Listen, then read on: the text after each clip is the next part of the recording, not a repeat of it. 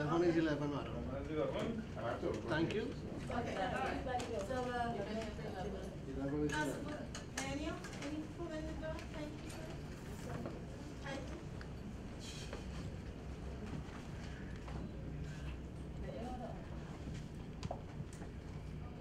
We on? Yeah. Okay, fabulous. Morning, everyone. I'm Sharon Sang, Director of Public Affairs, Trinidad and Tobago Police Service. And our head table is the Commissioner of Police, Dr. Dwayne Gibbs, and our own TTPS Public Information Officer, ASP Joanne Archie. Today, actually, we introduced Ms. Archie as our spokesperson. What I will have is the Commissioner of Police give you an overview of our reason for coming to this point in time. So now I invite the Commissioner, please.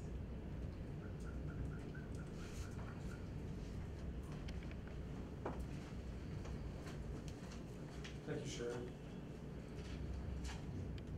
And we want to recognize Ms. Bernal Thompson and, of course, Assistant Superintendent of Police Joanne Archie here today. Reporters, journalists, and members of media, ladies and gentlemen. Good morning, and thank you for accepting our invitation to attend the launch of the Trinidad and Tobago Police Service's daily media briefing. This is the first day for this briefing. This will be a continuous thing. We hope it carries on for a long time. I consider it a very important milestone in the continued development of the complementary relationship between the media and the police. It was last November that the TTPS had hosted a strategic workshop at the Police Academy with the goal of regularizing, transforming, and improving relations between the media and the police. On that day, we invited those of you who attended to examine critically the relationship between the media and the TTPS and asked that you make recommendations to improve that relationship. We also circulated a draft public information policy which was developed to provide a framework to guide discussions. It was through those discussions that you highlighted the challenges you face in your attempt to obtain information, updates on investigations, or clarification of information as it relates to policing matters. Moreover, you identified timeliness and consistency of information as critical in your ability to disseminate information. In our continuing effort to improve our relations with you, we have taken your concerns into consideration, and today we introduce the Trinidad and Tobago Police Service's daily media briefing. This will establish a structure that will ensure comfortable interaction between the TTPS and the media. Moreover, it will provide you with daily, up-to-date, credible information on matters that are receiving the attention of the Trinidad and Tobago Police Service. Your days of having to call each police station to get an update of what happened will now be a thing of the past. Of course, we know that some of you will continue to call your police sources, and I can assure you, however, that the most credible information that you'll receive will be disseminated each day during our daily session from our public information officer. Police work is news. Most of the matters receiving the attention of the police are reported to the media, and you play a vital role in telling the national community and the wider audience about our work and the effect we have on people's lives. We are aware that the media is one of the most important links in the communication chain, and we are keenly aware that you can provide that great support, especially in those times that we have appeals for your service or assistance, and in matters that you can also strengthen those opportunities to contact people. The daily media briefing is a paradigm shift. Both parties must do their part to ensure that this initiative will work. I expect that there will be some teething pains, but change is always difficult in the first instance. I am, however, resolved and firm in my commitment to ensure that this daily media briefing is entrenched in the TTPS. This is a bold step, and again, I am determined to see it succeed. Ladies and gentlemen, this will give us opportunity each day for you to get up-to-date information on what's happening with the police service and on the policing issues across Trinidad and Tobago. It'll be an opportunity for you to ask questions, and if we cannot provide the answers at that particular time, we can certainly ensure that those questions will be answered in a very timely fashion following that daily briefing. So at this point, I'd like to turn you back over to Mrs. Sang to introduce our Assistant Superintendent of Police, Ms. Joanne Archie, who will be leading our daily media briefs from this point on. Thank you.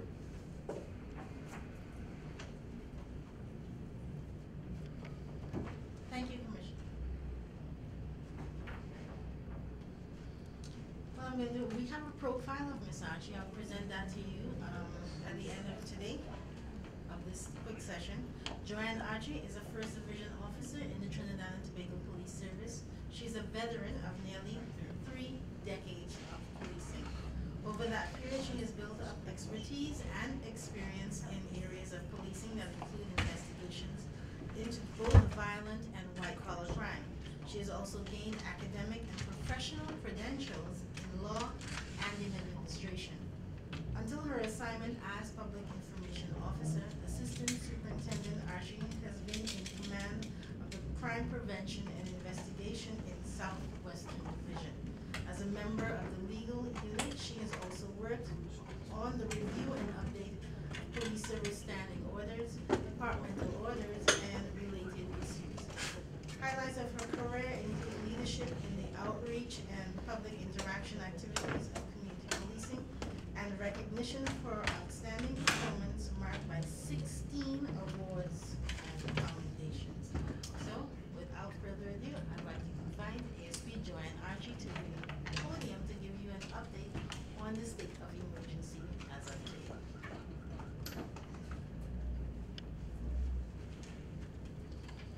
Good morning, ladies and gentlemen. Good morning.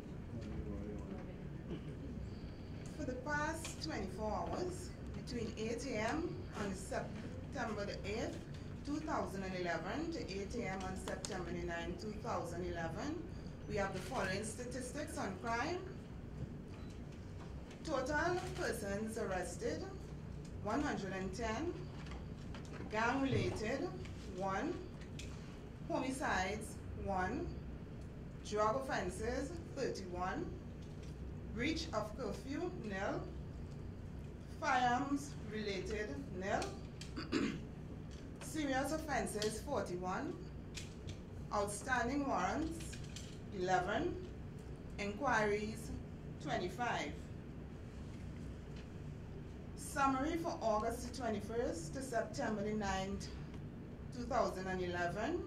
The total number of persons arrested were 1,707. Gang related, 438. Drug offenses, 318. Serious offenses, 398. Homicide investigations, 37. Breach of curfew, 100. Inquiries, 65. Traffic offenses, 353. Ammunition, 12,019 and 22 magazines. Firearms seized, total 78. And persons arrested on outstanding warrants, 351. 2 bulletproof vests were recovered for the period under review. 2 homicides were reported during the 24 hours. That is in the Central and Northeastern Division. This brings the total number of homicides since the state of emergency to 8. Eastern Division, we have 1. Central Division, 5. Northern Division, 1. Tobago Division, 1. We have 1 of those murders first sent for inquest, and 15 persons were detained for murders. 11 were released, 2 were charged, and 1 is still being detained. These are the statistics since the state of emergency, and I will bring you up to date as the time goes by. Thank you very much.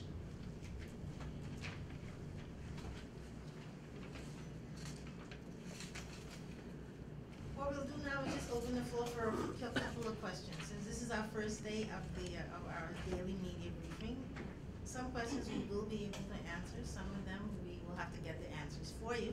When we come back on Monday, rest assured you will get those responses. Okay? All right. So, go ahead.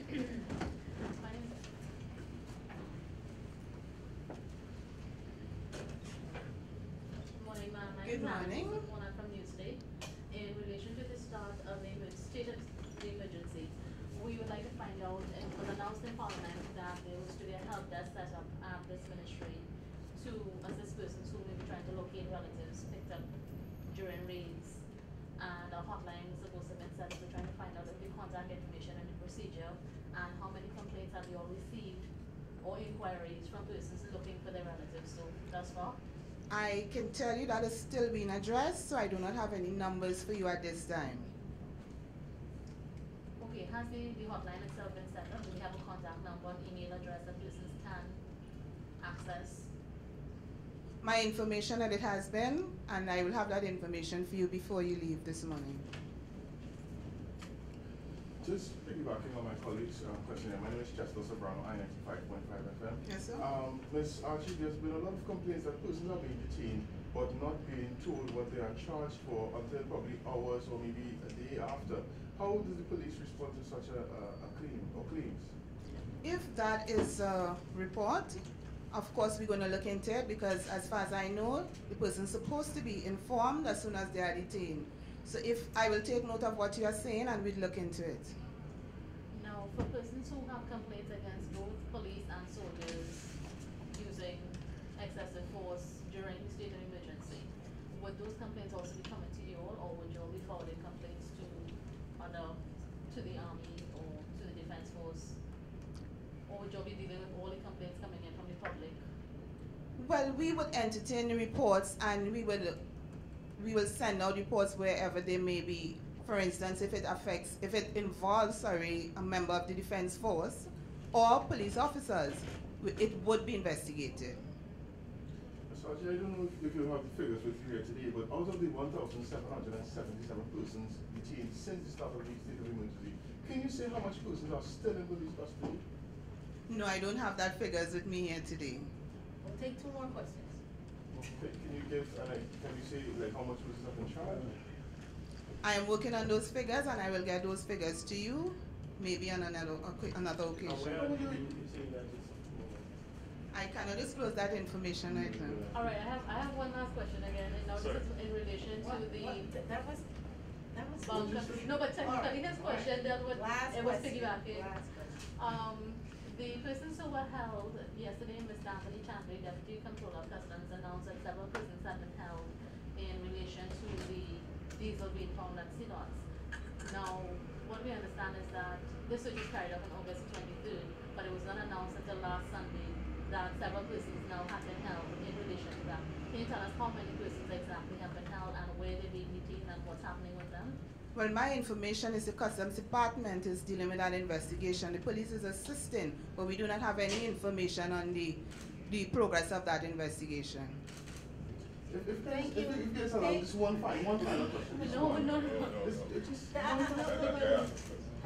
Hi, Ms. Layson, morning. I asked a question a little while over the phone about an exercise happening in St. Clair. Any information on that as yet? That's a simulation. It's a simulation exercise. Okay. That was the last question. Thank you so much. Now remember, this is the first, all I'm saying is that this is the first thing. I know you all gonna have some additional questions. Just give us something in writing and we'll try and work on some of those things today and get it back to you by the end